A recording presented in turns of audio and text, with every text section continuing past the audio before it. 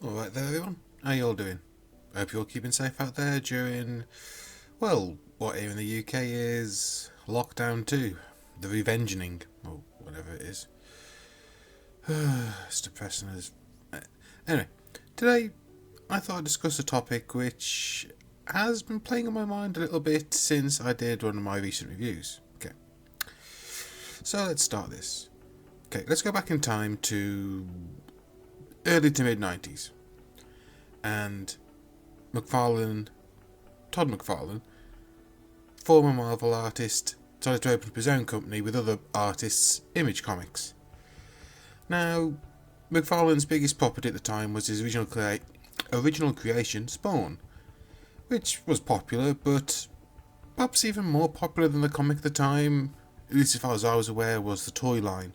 And really, that's all McFarlane really wanted to do. His main goal was to create a toy line. He wanted to sell toys, and he did. He actually made really great toys in the 90s, toys that were unique to, compared to what else was out there. He did movie line toys, original toys from his own comic books, from the other people at Image. They were great. And as time went on, his figures became known more for their amazing sculpting and paintwork. And one of the sort of standouts of these was the Spawn line. He would take the Spawn mythos and transplant into different eras and different periods and different mythologies. You went from let's take the ones I had as a kid. Okay, you had the Viking Spawn, beautiful figure, beautiful line. From there you went on to say the Japanese line, the Samurai Spawn. They were great. You even had what was probably considered to be the best sculpted and painted figure McFarlane did, the Mandarin Spawn. That thing was beautiful. But unfortunately, with times being as they were, McFarlane was kind of pricing himself out of the market, and it was getting harder to actually find stockists of his figures, especially here in the UK. And well, eventually he kind of became known more for sports statues and sports figures, and McFarlane Toys started making less toys and more statues, and it was just it wasn't great. So, okay, where do we go from there? Let's fast forward to, I'll say 2017, 2016. DC Comics really want to sell toys. They want to sell figures of their characters, and they want to follow in the lines of Marvel's Marvel Legends series done by Hasbro. So what does DC do? They put the feelers out to try and find a company to make their own equivalent line, and the people who take them up for it are Mattel. And Mattel make the DC Multiverse line, which are, how do I put this? They're okay. They're clearly aping over the design aesthetic and the articulation of Marvel Legends, but they weren't amazing, and like McFarlane had done years ago, they became harder and harder to get. They became slightly more expensive, and they sold really well to begin with. They eventually sort of went and declined. So what does DC do? They ask Mattel, can you do anything? And Mattel, maybe you could create new interesting characters to get people interested in a toy line, and DC don't do that, so they kick Mattel to the curb. So DC was stuck without a toy manufacturer again. So in walked Todd McFarlane. A man known in the 90s for toys. I mean, if you're going to get someone to do your toy line, you get someone who had a proven track record and was maybe ahead of his time. So McFarlane Toys merged together with DC. Well, McFarlane Toys agreed to make DC's toys, and we get the new McFarlane Toys DC Multiverse line. And good lord, they are really great figures. I mean, I haven't bought that many. I think I've got one at the moment, but that's mainly because I just haven't got the place to put figures at the minute. If I get a new display cabinet, I'll be getting loads. And McFarlane have done really great toys based on loads of Batman figures, loads of dark figures like the Dark Knight's Metal trilogy, or is it trilogy? The Dark Knight's Metal series, the Curse of the White Knight series. They're even actually making toys now based on the old Teen Titans Go cartoon, which was really funny. But spinning off of this, McFarlane are really seeing a new heyday in the licenses. I mean, they're making Fortnite figures, video game figures like Cyberpunk, they're doing that. Mortal Kombat, The Witcher.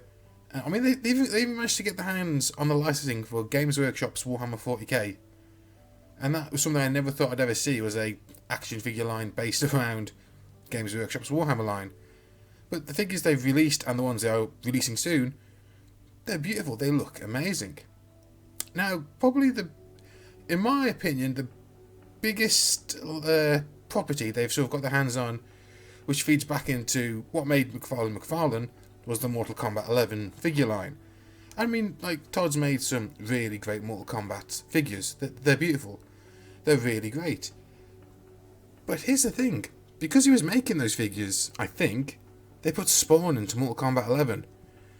And, well, the design was brilliant in the game. It was the sort of, not original, but the classic design of Spawn. Looked really great in a modern 3D. And, well, Todd couldn't help himself, could he? He had a Spawn figure made for the line. In fact, he had that same figure made 3 different times. And I've actually reviewed this figure not that long ago.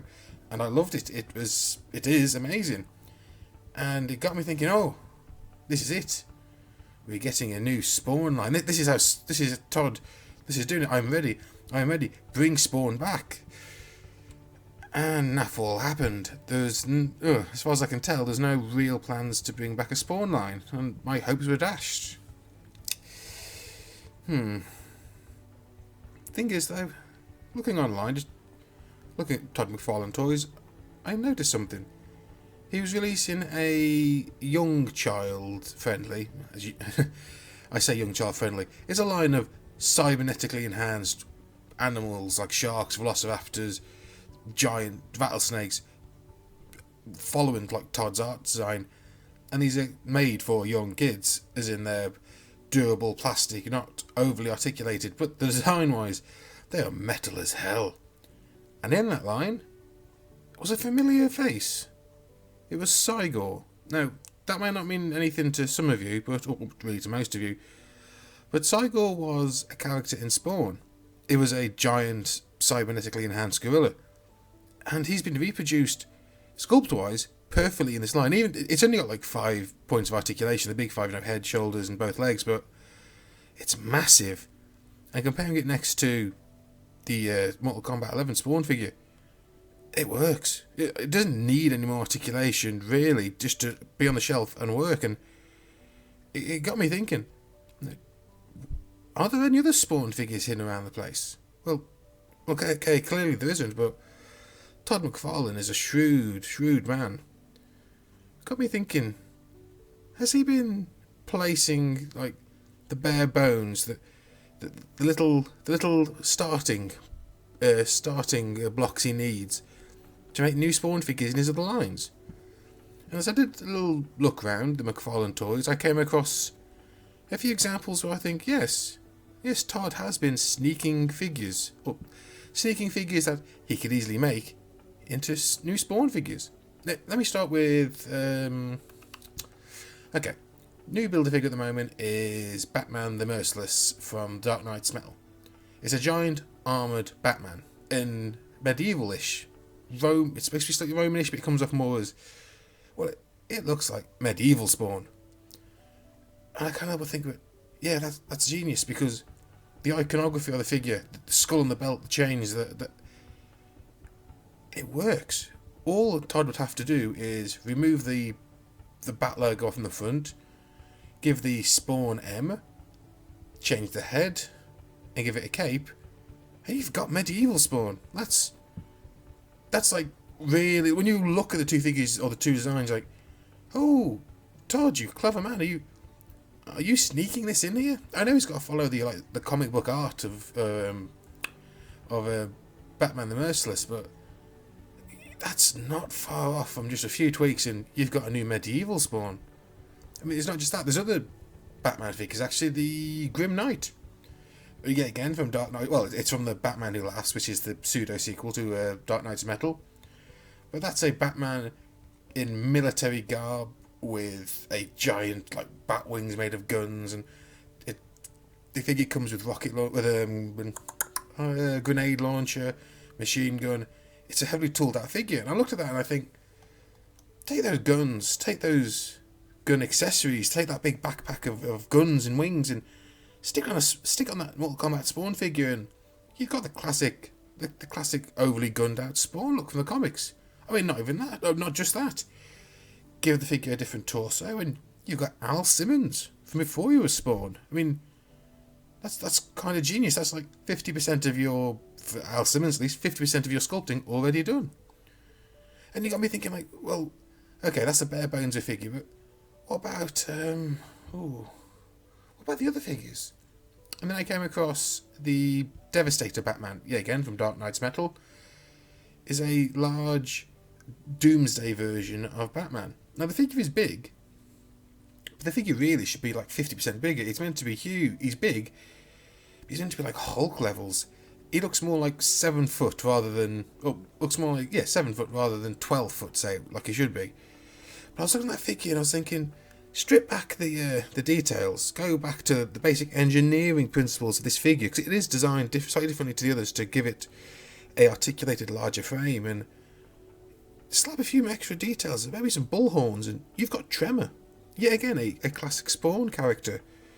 And yeah, this figure is in just the right scale to be him. It's got all the articulation, it's got everything you need, it's the bare bones of it ready to go. And, if I go back to Cygor, which I was talking about earlier, big gorilla, not overly articulated, but Todd's showing off he's releasing a Gorilla Grodd figure for the DC Multiverse. A gorilla in armour. So he's shown he knows how to make an articulated gorilla body. Well, just apply that articulation scheme to the sculpt you've already got for Cygor. I know it doesn't quite work like that. I know you can't just take a sculpted figure and just plop in articulation, but you kind of can, because you've got that gorilla body. Just add in those details to the level you had on the Raw 10 Cygor figure, and yeah, that'd be really great. That'd be something I definitely want. Obviously, make it slightly bigger than Gorilla Grodd is, because like Gorilla Grodd is a average size silverback gorilla. Cygor's always drawn it like a roided out 12-foot gorilla, so maybe somewhere in between I'd be happy with. Now, one of the things that always was prevalent in the old Spawn line was, well, Spawn, and all the different versions of him that was in the line. There's so many different versions of Spawn from across different time periods, different interpretations, different loadouts, different just periods in the comics. So let's think now, how would McFarlane, introduce Spawn again into the line? Let's go back to that MK11 Spawn figure. And I should warn you here, I'm going to throw up on here some graphics. I apologise, my photoshopping skills are not brilliant, but okay, here's that MK11 Spawn. Let's bring up a recent-ish Spawn design, the one from, it was when Al Simmons came back, he was human.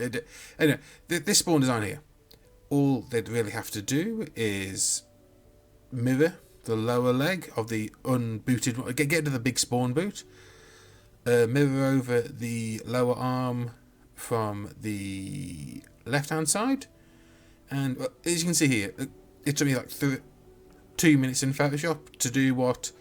Now I'm assuming when they make the moulds for these figures, there's digital versions of the moulding as well. I understand they sculpt these things originally and then they make moulds from those sculpt, but those are still kept as digital files, so presumably you could just flip a folder or flip the file so you have a Spawn which is primarily symmetrical apart from the bandolier on the one leg, and there you've got that design, and it actually looks really, really good. I'd buy that. Maybe tweak the colours of the paint a bit, but no, that's a decent representation. You could even really get that figure painted up as an homage to Spawn's original costume, which didn't have as many spikes or the giant boot.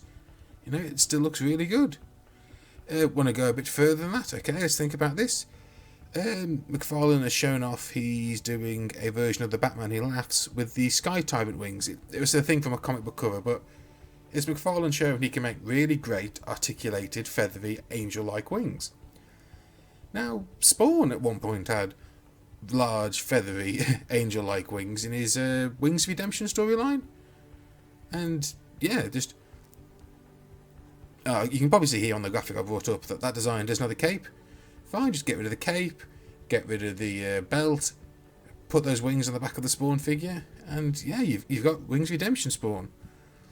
And for something that's coming up in the future, at the time I'm recording this issue isn't out yet, but the cover is, give Spawn 2 of those large spiky gauntlets, which I still actually like. They're a bit overkill, but no. And you can get the design, which I've only seen at the minute on the cover of Spawn issue 313, but you can see there, that's a Spawn with no big boot, but 2 large gauntlets. That looks really good. And also, that I don't know who that character, the other character on the cover is. I think I recognise in the back of my mind as being something that McFarlane made as a Spawn toy years ago. I've not been able to find it, but that guy I want as a figure too. And yeah, oh, and here's the thing. Spawn has actually been really good in Mortal Kombat 11, and like all the other characters in that game, he has a load of different costume changes you can do. You can there's like 4 main ones, but among those 4 main ones with the appearance of the costume, you can change the colour settings on them, give them different colour palette swaps basically. And yeah, that's a near infinite. Well, I say near infinite. I think it works out at about 40 or so different costumes you can give him, but you can also mix and match parts between them. So there is like a nearly an infinite number of costumes you can give Spawn from Mortal Kombat 11. And you know, if McFarlane wants to bring out more Spawn toys, give us these. I'd happily buy the pseudo commando Spawn from it, the pseudo classic Spawn, the sort of pseudo medieval Spawn he's got in there. They all look really great. In fact, actually, one of them, which is the same base really sculpt as the MK11 Spawn figure, is the pale fleshy and red Blood Feud version, which is actually getting released as a figure relatively soon. It's an easy repaint for McFarlane to do, but it's still another Spawn figure.